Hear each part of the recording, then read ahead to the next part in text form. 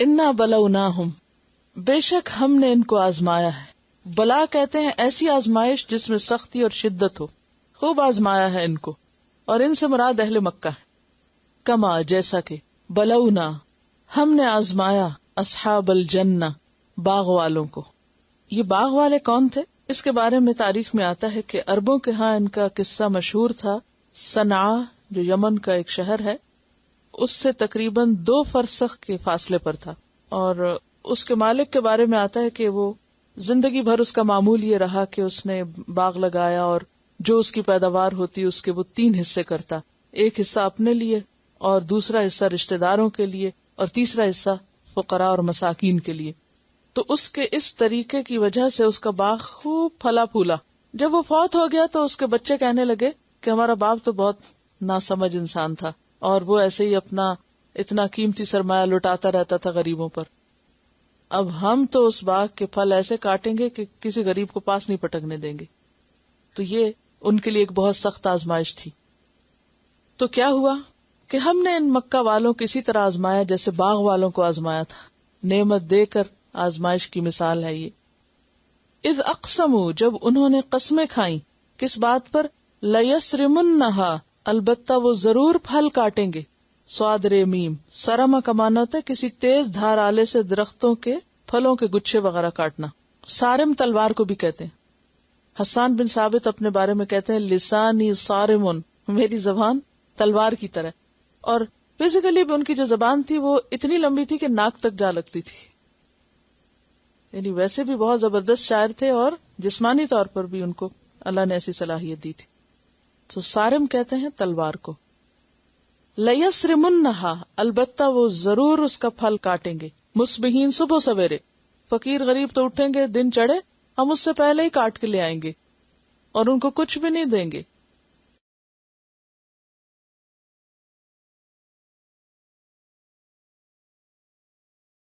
ولا یستثنون اور وہ بالکل استثناء نہیں کر رہے تھے، کوئی انشاءاللہ وغیرہ نہیں کہہ رہے تھے.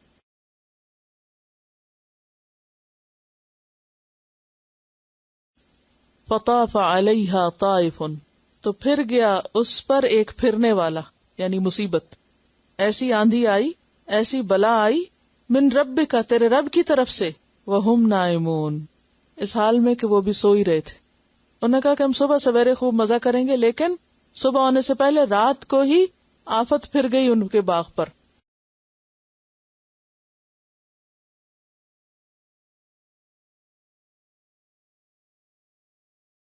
فَأَصْبَحَتْ كَالصَّرِيمِ تو ہو گیا وہ کٹا ہوا، سب کچھ چورا چورا ہو گیا، سارا باغ نیچے آ گیا، ہر چیز ختم ہو گئی.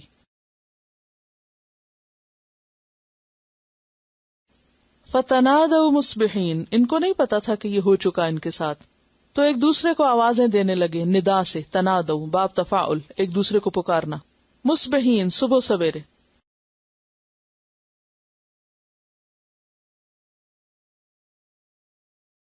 ان اغدوا کہ چلو، علی حرثکم اپنی کھیتی پر، کھیت کی طرف چلو. یعنی سویرے سویرے جیسے کسان اٹھتے ہیں نا، اور جو ان کے ساتھ جانے والے ہوتے ہیں ان کو بھی آوازیں دے رہے ہوتے چلو چلو دن چڑھ آیا، جلدی کام کو چلو. تو وہ بھی بھائی ایک دوسرے کو بلانے لگے کہ آج پھل کاٹنے کا دن ہے، جلدی نکلو تاکہ جلدی کاٹو اور جلدی سمیٹ سماٹ کے گھر آ جاؤ، ایسا نہ ہو کہ فقیر پہنچ جائے. ان اغدوا علی حرثکم ان کنتم صارمین اگر ہو تم کاٹنے والے، اگر تم نے پھل لانے ہیں تو پھر جلدی نکلنا ہوگا. یہ ایسے ہی نا جیسے اگر آپ کو کسی جگہ پر سویرے سویرے جانا ہو تو گھر میں ایک ہلچل ہوتی ہے اور ایک دوسرے کو آوازیں لگ رہی ہوتی ہیں جلدی کرو، ٹرین نکل جائے گی اور سیل نکل جائے گی. اور تو ان اغدوا علی حرثکم ان کنتم صارمین.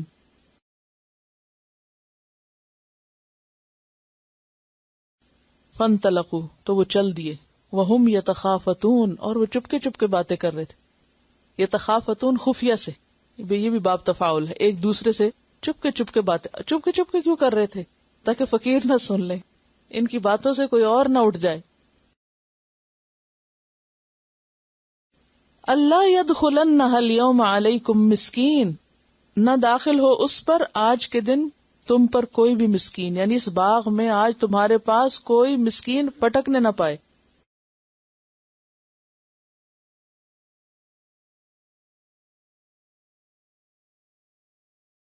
وغدو، اور وہ صبح سویرے نکلے، علی حرد، حرد کا لفظ جو ہے اس کے کئی ایک معنی ہیں، ایک ہے ارادہ، پھر ہے غصہ، پھر ہے جلدی. اب ایک ترجمہ میں کیسے کر سکتی ہوں جبکہ تینوں باتیں اس میں. اور قادرین، قادر ہوتے ہوئے، یعنی غصے میں فقیروں پر جلدی جلدی کرتے کہ کچھ نہ دے ان کو، اور پکے ارادے سے کہ آج تم کاٹ کے ہی لے آئیں گے، کیونکہ وہ ایک ہی ٹائم پر کئی کیفیات ہوتی ہیں نا ایسے وقت میں. یعنی جو ایکسپیکٹڈ ہے کہ فلاں مانگنے آ جائے گا تو اس پہ غصہ آتا ہے جو اس کا خیال آ جائے، اور یہ ہے کہ اس کے ساتھ ہی جلدی بھی کہ فوراً جا کے کام تمام کرو، اور پھر ارادہ بھی پکا کہ جیسے سب کچھ ہمارے ہاتھ میں اور ہم لے کر ہی آئیں گے. وغدوا علی حرد قادرین، اور وہ صبح سویرے نکلے غصے کے ساتھ قدرت رکھتے ہوئے.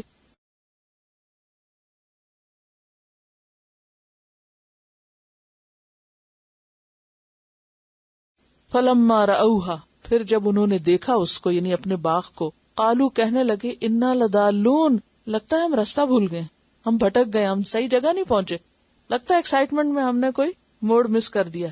انا لضالون بل نحن محرومون، نہیں جگہ تو وہی ہے، ہم محروم رہ گئے، ہمارے ہاتھ سے باغ نکل گیا، سارا پھل مارا گیا. قال اوسطہم، ان کے منجلے نے کہا، درمیانے نے کہا، اور اوسط کا ایک معنی عقل مند بھی ہے، یعنی ان میں سے جو سب سے زیادہ سمجھدار تھا، اس نے کہا الم اقل لکم، کیا میں نے تم سے کہا نہیں تھا، لولا تسبحون، تم تسبیح کیوں نہیں کرتے، اللہ کی پاکی کیوں نہیں بیان کرتے، اللہ کا شکر کیوں نہیں کرتے، اللہ کا ذکر کیوں نہیں کرتے.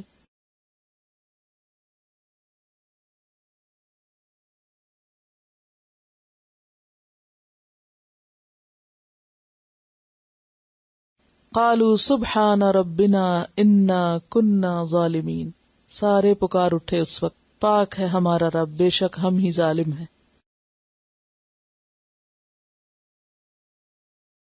فاقبل بعضهم على بعض يتلاومون، تو شروع ہو گئے ان میں سے بعض کو ملامت کرنے لگے. یہ سب باب تفاعل ہے. تلاوم ایک دوسرے کو ملامت کرنا، لومت اللائم ملامت سے، وہ ایک دوسرے کو ملامت کرنے لگے.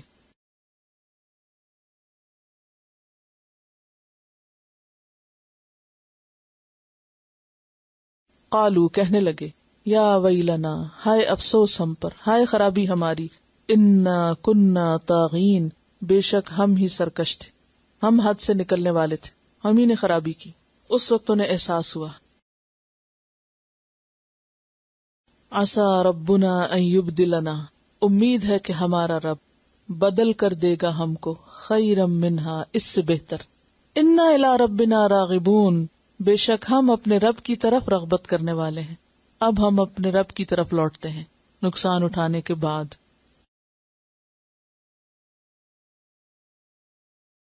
کذالک العذاب، اسی طرح ہوتا ہے عذاب، ایسی ہی باتوں پر پکڑ ہوتی ہے.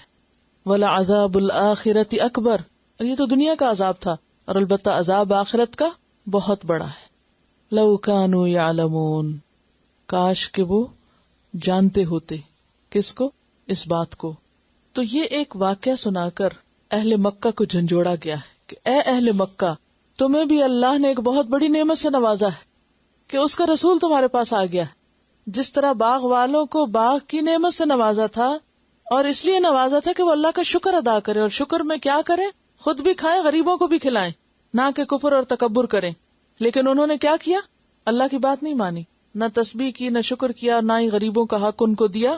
نتیجہ کیا ہوا، اللہ نے ان کو نعمت سے محروم کر دیا. اہل مکہ کے ساتھ بھی یہی ہوا.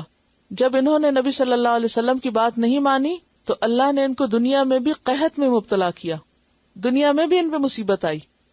کیسا قحط تھا جس کے پیچھے آپ ذکر پڑھ چکے ہیں سورۃ الدخان میں، کہ ہر طرف دھواں ہی دھواں نظر آتا تھا، کھانے کے لیے کچھ نہیں تھا ان کے پاس، اور مردار اور ان کے چمڑے اور ہر چیز کھا گئی ہے، جانور تک کھا گئے، کیونکہ بارش ہوئی نہیں، بھوک ہی بھوک تھی، کہیں سے غلہ نہیں آ رہا تھا.